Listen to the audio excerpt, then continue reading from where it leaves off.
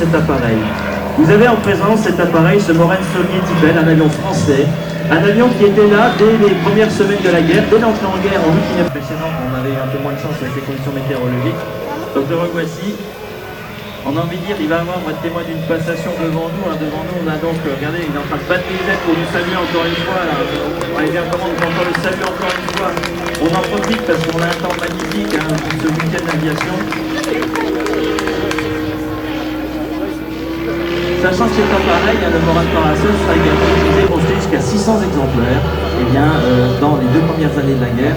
À partir de 1916, il est retiré du front et il va servir comme appareil de pilotage dans les écoles finalement de pilotage. Un ingénieur qui était suisse, Franz Schneider, qui avait fait des travaux sur la synchronisation de tir en juillet 1913, mais également sur un ingénieur français, Raymond Saulnier, qui avait au printemps 1914 essayé de faire en sorte de travailler sur la synchronisation de tir.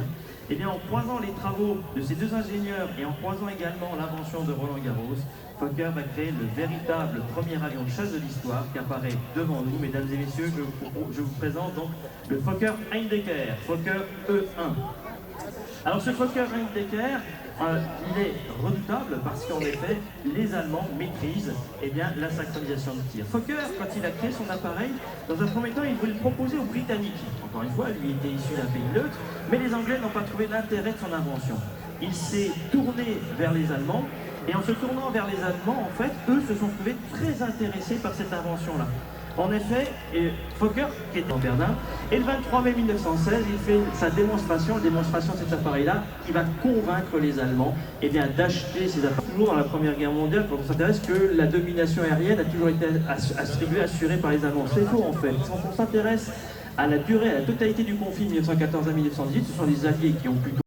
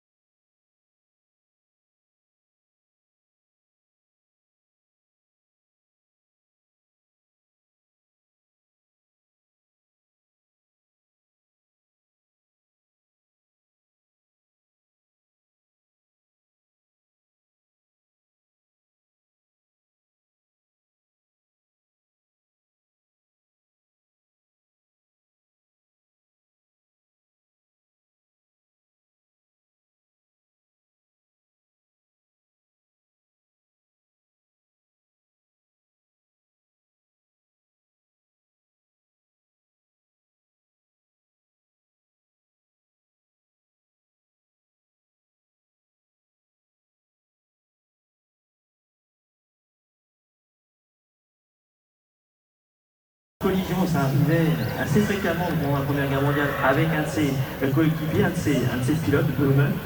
Il tombe comme une pierre, il s'écrase, il meurt.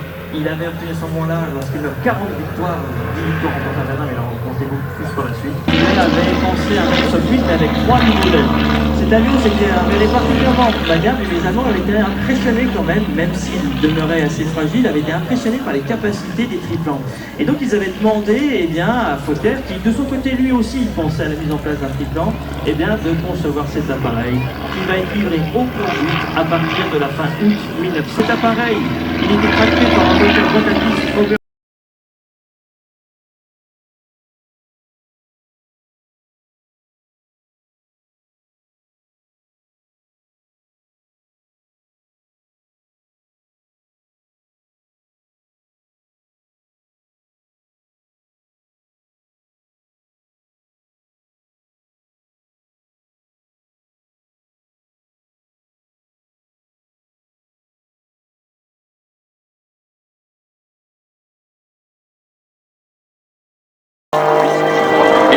2008 Extra 330 qui arrive face à avion de conception allemande, avion qui évolue sur les plus grandes compétitions internationales.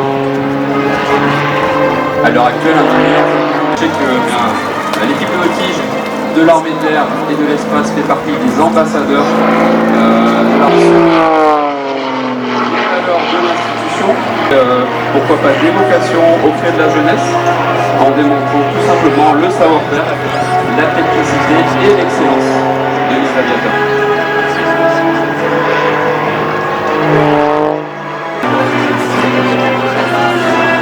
Notre but tout simplement sur ces événements, c'est de fournir un spectacle inoubliable et voilà, toujours de susciter pour devenir pilote militaire.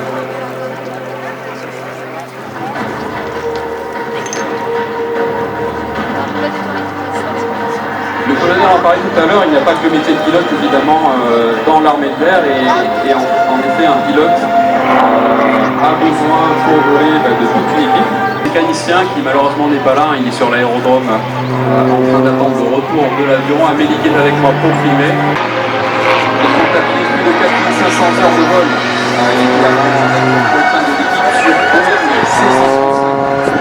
Aujourd'hui c'est un spectacle, mais il faut se souvenir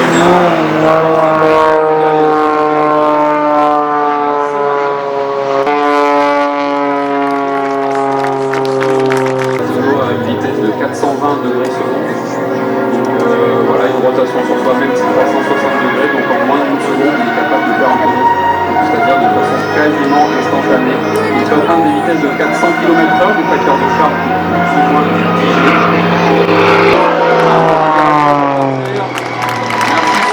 On a donné une tonne 7, on avait capable de pouvoir à l'envers comme ça. Et suivi du vertical avec des rotations. Donc là il va attendre le dernier moment, il arrive. Il n'a plus de vitesse, vous voyez que l'avion tient encore et on renverse ensuite. La légèreté, donc on évite. On n'apporte pas beaucoup de confort au pilote.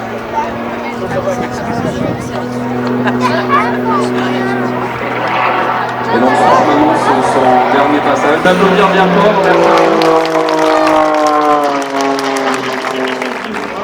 Un auteur de la littérature britannique qui malheureusement n'a pas vu ses textes traduits dans la littérature française. Il s'agit de Cecil Lewis. Cecil Lewis avait écrit un vrai classique de l'Antienne Escadrille.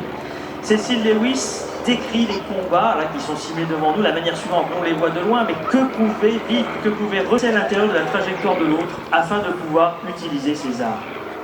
Mais lorsqu'un certain nombre d'appareils se rapprochaient et s'engageaient dans un combat de chien, littéralement dogfight, c'est comme ça que les Anglais passent ces combats rapprochés qui engagent plusieurs appareils, il s'agissait plutôt d'une question de chance. Un pilote se plaçait dans le sillage d'un Hun, ce n'était pas prudent de rester là, car un autre Hun était presque certainement à sa poursuite, espérant l'atteindre de la même manière. Ces combats étaient en réalité une série d'attaques, entrecoupées de pauses momentanées pour choisir la prochaine occasion. Surprendre l'ennemi dans une position défavorable ou isolé de ses amis. Lorsque 20 ou 30 chasseurs étaient engagés, il y avait toujours un risque grave de collision.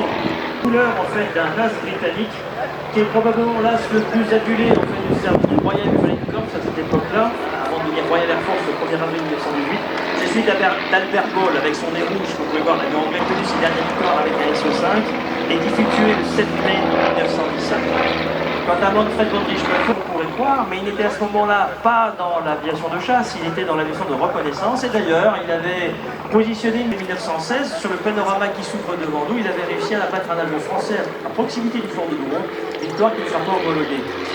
Wolfgang Wolke, qui était le grand as allemand de Verdun, il avait remporté 40 victoires au moment de sa mort. Et vraiment, il rentre pleinement dans la légende dans la couleur de cet appareil russe, à la fin de la Première Guerre mondiale. Il meurt en fait faisant une erreur de débutant en fait, mais imaginez-vous bien avec le stress, l'adrénaline, la fatigue énorme qu'avaient ces jeunes hommes d'une vingtaine de se font de la sorte.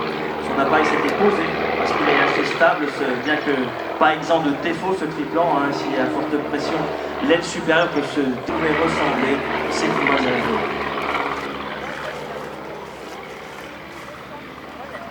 Ils vont faire devant nous donc un dernier passage. On va pouvoir les saluer, ils vont se rapprocher de l'espace devant nous. Vous pouvez saluer chaleureusement vraiment Stéphane Canu et Bruno Marlière. Regardez aux commandes de leurs appareils. On peut vraiment agiter les chapeaux, les saluer parce que c'est assez compliqué de voler encore une fois par cette forte chaleur. Merci à eux deux pour cette démonstration dynamique. Voilà, il nous salue en bas pour la 95e escadrille, 95e squadron. Et il avait raconté, il avait vu derrière lui et au soleil, pendant que Richards avait par derrière et que Montaigu nous protégeait par le haut. J'ai plongé d'en haut verticalement sur lui et soudain, un fracas déchirant a frappé mon aile supérieure gauche et je suis tombé dans le Dessia qui me poursuivait à 2500 mètres. Le corps de mon était disparu et le tissu s'est détaché de l'extendue de l'aile. Je n'ai jamais peur de. Voilà, c'était fait pour garder ces appareils-là. Alors les Américains étaient conscients de ça, mais il n'empêche que voilà, les Français.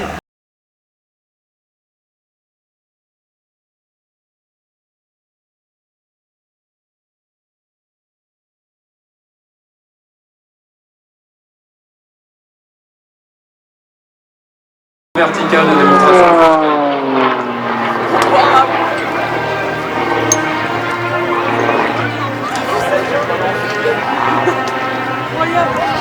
Donc je vous disais, l'avion que l'équipe voltige de l'armée de l'air utilise à présent depuis 2008, c'est l'Extra 330, avion de conception allemand. Ah ouais, les deux, non, c'est incroyable. Ils sont de haut niveau en voltige aérienne.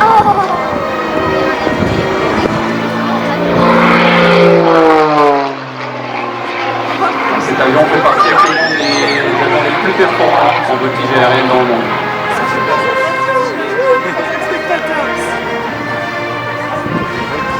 Ah ouais, c'est fou.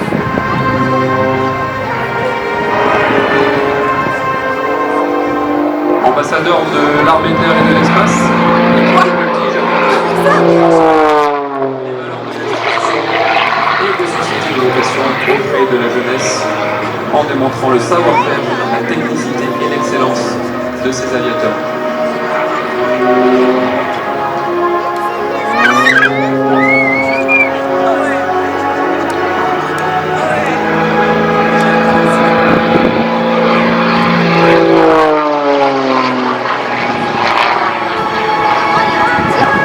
L'équipe de voltige de l'armée de l'air et de l'espace est constituée de 4 Ah oui, l'avion est tout petit, hein, l'avion.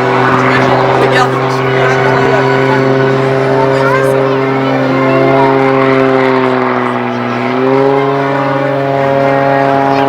On peut apprécier la puissance de l'avion qui arrive à parler un petit peu plus tard des performances de cet avion. La première mission, eh bien, c'est la représentation, le spectacle, ce qui est en train de se passer sous vos yeux actuellement. Il faut savoir que nous effectuons plus de 50 dates sur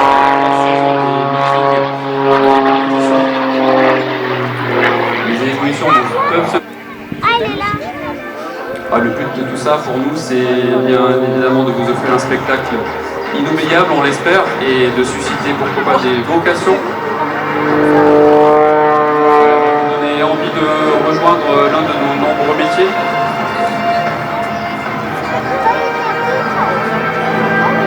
L'armée de l'air, effectivement, c'est des pilotes. Sachez que un bac est suffisant. Il suffit ensuite de présenter la sélection des objets.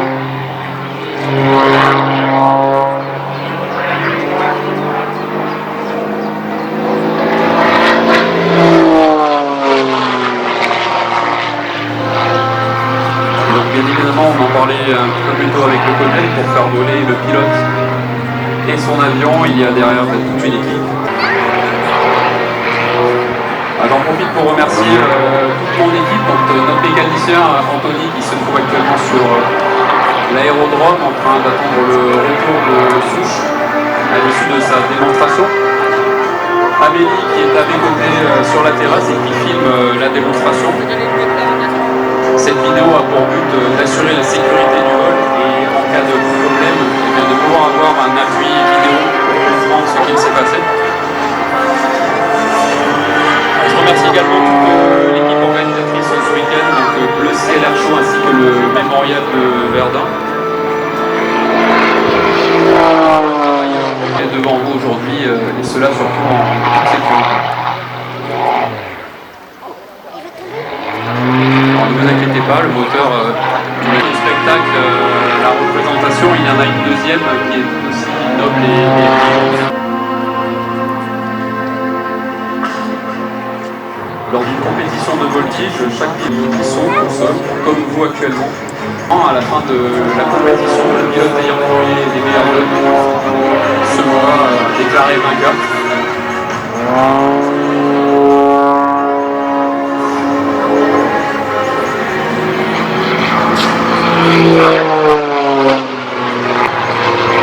En termes de palmarès, l'équipe voltige de l'armée de l'air et de l'espace est actuellement championne de France, championne d'Europe.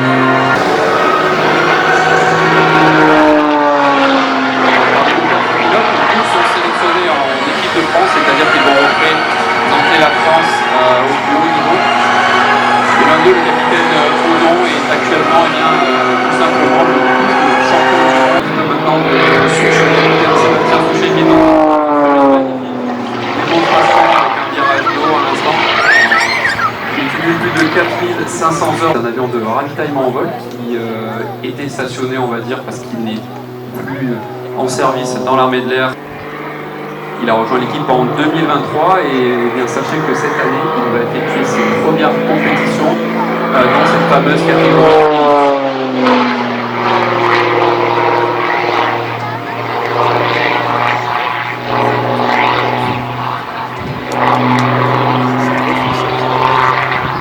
Parlons un peu de cet avion, l'Extra 330. Alors si on devait le comparer, c'est un avion extrêmement performant, extrêmement exigeant pour son pilote.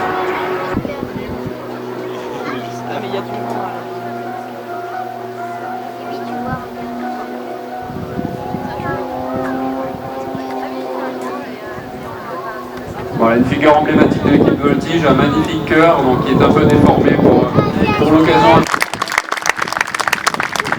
Et une série de tonneaux face à vous de suite.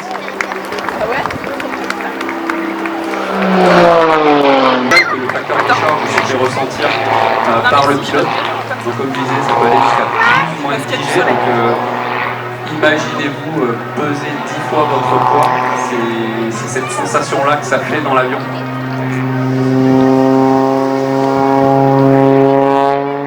Comme je vous le disais, très peu d'équipement, très peu de confort.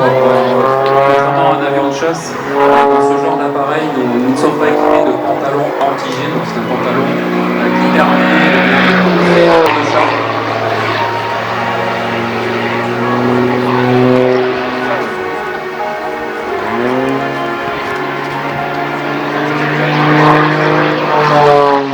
Initialement, des manœuvres, avant tout des manœuvres.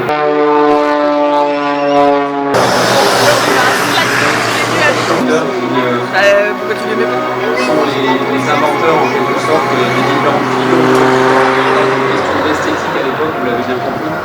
Le but était tout simplement d'échapper à son ennemi, de passer derrière l'ennemi. Et pour ça, il y a toutes les manœuvres. Le capitaine Sébastien Souchet, mesdames et messieurs.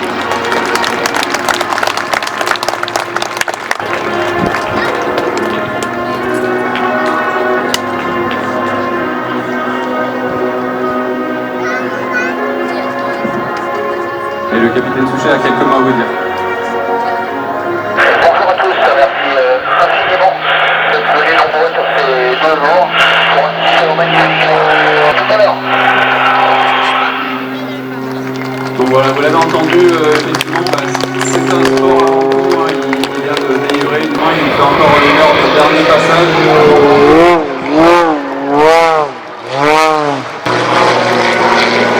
Merci Souche pour la démonstration. Comme vous l'avez dit, vous pouvez nous retrouver aux alentours de 16h30, 17h en bas sur le parvis pour un moment d'échange, donc le temps que Souche arrive ici en voiture. Merci.